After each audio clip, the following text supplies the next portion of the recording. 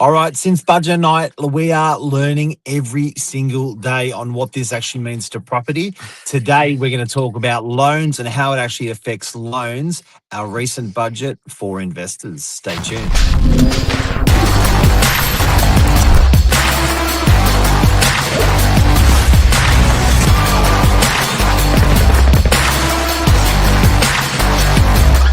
I'm the ringleader, so listen up. Got a Good jury. morning. Yeah, day by day, something different to unpack. I guess we're not going to feel the effects of a budget overnight, but these are the little, little pieces coming to air.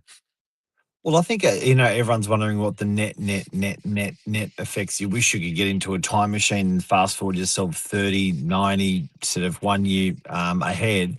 And you think to yourself, I never actually thought it was going to actually plan out like that. And one of these ones today that we wanted to look at after our clients are meeting with mortgage brokers is loans and how they're actually affected by the budget. Yeah, so this topic of conversation stems from a conversation you had on Saturday with a broker. Yep.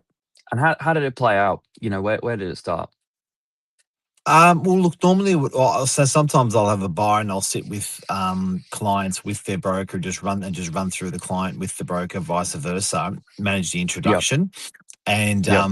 in this circumstance, when he was running the numbers, he's like, "We're an investor." He's like, "Right." He goes, "Okay, well, I'm going to what you had approved before to what you have approved to now. There could be about as much as 20% difference in how much you have to earn in your wage Yeah, that's a lot of money. to get the same amount of money."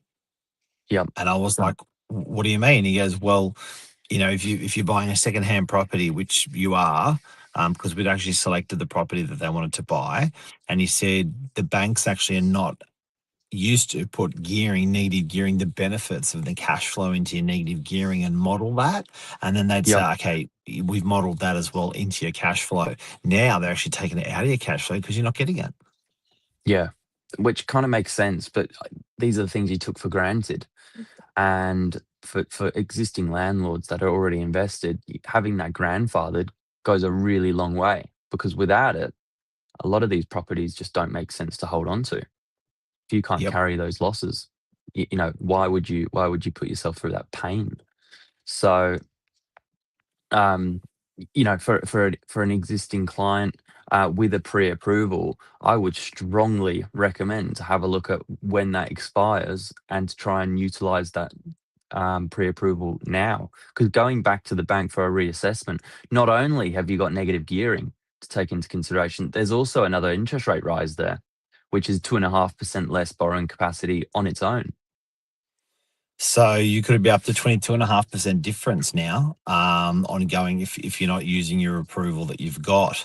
Or obviously there's still that opportunity to buy new properties, but like some I know the first home buyer grant gives you a 10,000 incentive if you're buying.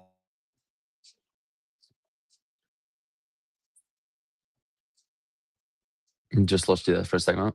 Yeah, I think $10,000 incentive to buy brand new.